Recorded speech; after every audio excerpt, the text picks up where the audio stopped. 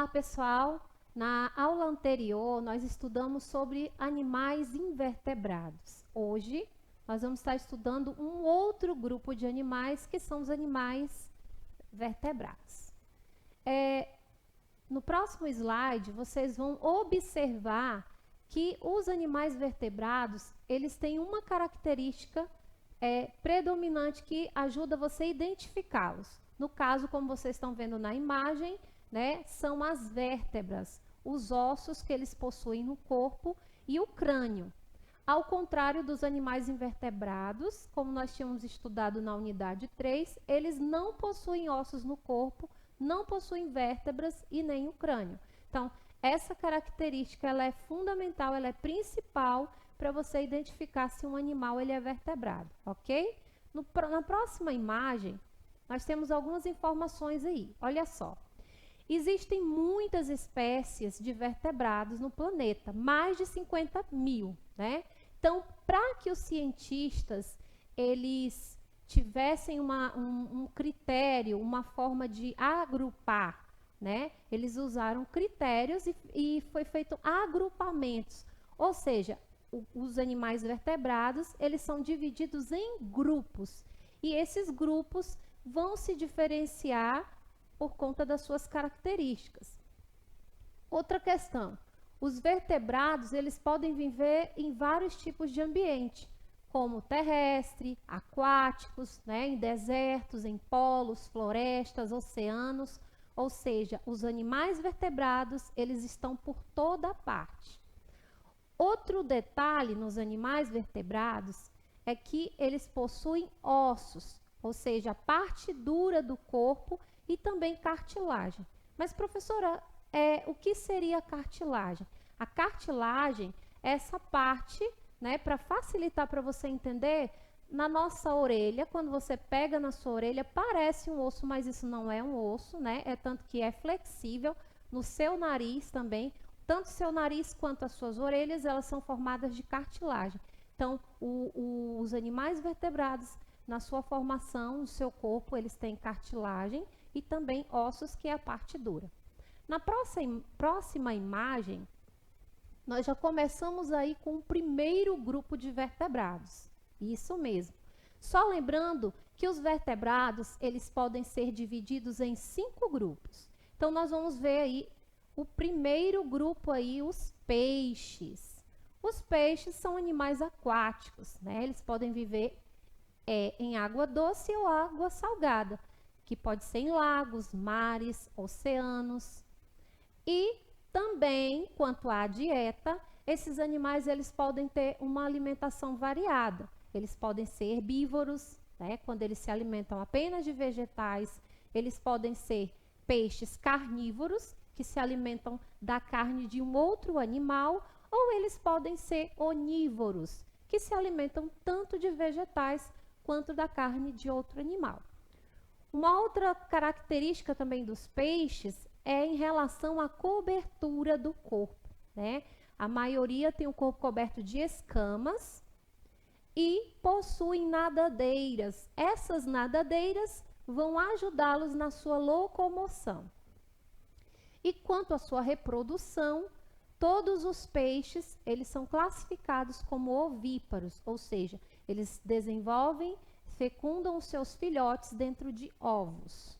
Na próxima imagem, que vocês estão acompanhando aí, vocês vão ver também que existem dois grandes grupos de peixes, que são os peixes que possuem cartilagem, apenas cartilagem no corpo, que é o caso aí, que como vocês estão acompanhando, que é o caso da arraia, do tubarão, e existem peixes que possuem ossos. Mas, professora, peixe com ossos no corpo? Isso mesmo. As espinhas do peixe são os ossos do peixe, né? Então, as espinhas, elas estão no lugar aí dos ossos, elas formam os ossos do peixe, e além dos peixes que possuem cartilagem. Na próxima imagem, nós vamos ver um segundo grupo de vertebrados, que são os anfíbios, né? esses animais, eles vivem na água doce, eles também podem viver em ambientes terrestres, desde que seja úmido, devido a pele deles serem sensíveis, eles necessitam estar, né, conviver em ambientes que tem água, ou que seja terrestre, porém que sejam úmidos. A maioria, né, dos anfíbios, eles são carnívoros, isso na fase adulta, e quando eles ainda são girinos, né, larvas, eles têm uma alimentação variada, mas a maioria das larvas, quando são ainda girino, eles são herbívoros.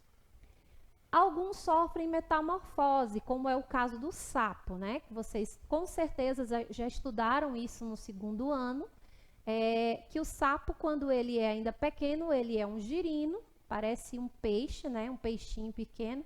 À medida que ele vai crescendo, ele tem uma cauda, e quando ele chega na fase adulta, ele perde essa cauda, e aí então ele passa a viver em ambiente terrestre úmido.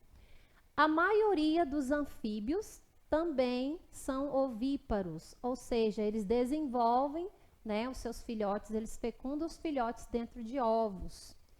E eles possuem a pele fina, úmida. Por que isso? Porque a pele deles é fina e úmida, para permitir a passagem da água, para permitir a temperatura do corpo que fique estável, porque eles precisam de estar em ambientes com a temperatura úmida. No próximo material que vocês estão acompanhando aí, terceiro grupo dos vertebrados, que são os répteis, que são animais também que podem viver em ambientes variados, desde água doce, água salgada, ambiente terrestre. E esses animais também, eles possuem uma dieta, ou seja, uma alimentação variada. Eles podem estar dentro das 3 classificações quanto à alimentação. Eles podem ser herbívoros, quando se alimentam de vegetais, qualquer parte de vegetal, tanto sementes, flores, folhas, raízes. Podem ser carnívoros também, quando se alimentam apenas de carne, ou podem ser onívoros, quando se alimentam de vegetais e de carne de outro animal. A pele dos répteis, eles têm a pele grossa e seca, né, com escamas ou placas de queratina. Alguns répteis, como os jabutis, tartarugas, cágado, eles têm uma carapaça, ou seja, eles têm uma carapaça de osso recoberta por queratina. Como que funciona isso, professora? Por que que esses animais, esse grupo de animais, tem essa cobertura diferenciada dos demais? Essa casca, né, vamos dizer assim, essa carapaça, ela tem uma função, sim. Ela serve para proteger o corpo do animal e impedir a permeabilidade da água, né? Então, eles ficam protegidos com essa casca, né, com essa casca grossa e com essa carapaça. Na próxima imagem que vocês estão acompanhando, próxima imagem, também continuando ainda com as características desse grupo, que nós estamos falando, os répteis, eles, quanto à sua reprodução, eles podem ser classificados como ovíparos, né? Também reproduzem os seus filhotes, né, através de ovos, e a casca desses ovos costumam ser grossas, né, duras, para proteger o filhote que está em desenvolvimento. Quanto à sua locomoção, ela pode ser variada. Eles se locomovem de maneira variada. Eles podem caminhar, né? Eles podem nadar e podem rastejar. Como vocês estão vendo na imagem, nós temos os exemplos da tartaruga que nada, né? O lagarto, o jacaré, o jabuti. Então, eles se locomovem de maneiras diferentes. No próximo material aí que vocês estão visualizando, nós temos uma curiosidade bem interessante. Tenho certeza que muitos de vocês não sabem disso, mas as lagartixas, isso mesmo, as lagartixas, aquelas que ficam na parede, né, que é um réptil também, tem um segredinho. Elas têm a capacidade de soltar a sua cauda para poder distrair o seu predador, né? O animal que está tentando caçá-la. Quando ela se sente ameaçada, a estratégia da lagartixa é soltar o rabo, né? E esse rabo ele fica em movimento. Enquanto isso, ele consegue fugir do seu predador, mas podem ficar tranquilos, a lagartixa ela não fica prejudicada. Com o tempo, ela recupera essa cauda, a cauda ela volta a crescer, tá bom? E o último grupo não é o último grupo ainda. O próximo grupo aí dos vertebrados são as aves. Isso, as aves também possuem ossos no corpo, possuem coluna vertebral, mas as aves, além dessas características predominantes no grupo dos vertebrados, elas têm características específicas. As aves, eles são animais que praticamente povoam todo o ambiente do planeta. E eles podem ser terrestres, né? Mas existem também as aves que não voam. Quando falamos em ave, geralmente pensamos que toda ave voa, mas nós vamos ver aí nas próximas imagens que não é bem assim. Algumas são excelentes voadoras, como os gaviões, os beija-flores, né? A maioria das espécies de pássaros, esses animais eles são excelentes na arte de voar. Já existem os que podem nadar, como vocês estão vendo na imagem aí, os pinguins, né, os gansos e patos. São exemplos de aves que podem nadar. Na próxima imagem, nós vamos continuando aí com as características das aves. Quanto à alimentação, né, as aves elas podem ser herbívoras e carnívoras. Como vocês já sabem desse conceito, herbívoro é todo animal que se alimenta basicamente de vegetais. E os animais carnívoros que se alimentam, né, da carne de um outro animal. Quanto à cobertura das aves, elas têm um corpo coberto de penas. E essas penas, além de ajudar na manutenção da temperatura, né, para aquecer o corpo desse animal, ele vai ajudar aí também no voo, né?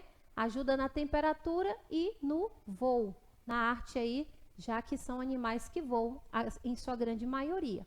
Sua forma de reprodução, todas as aves são ovíparas. Todas as aves são ovíparas. Na próxima imagem, agora sim, né? Finalizando com o último grupo de vertebrados, nós temos os mamíferos, que inclusive nos encaixamos nesse grupo. E isso mesmo, nós seres humanos somos mamíferos. Por que somos mamíferos? Algumas características, né, nos classificam dentro desse grupo.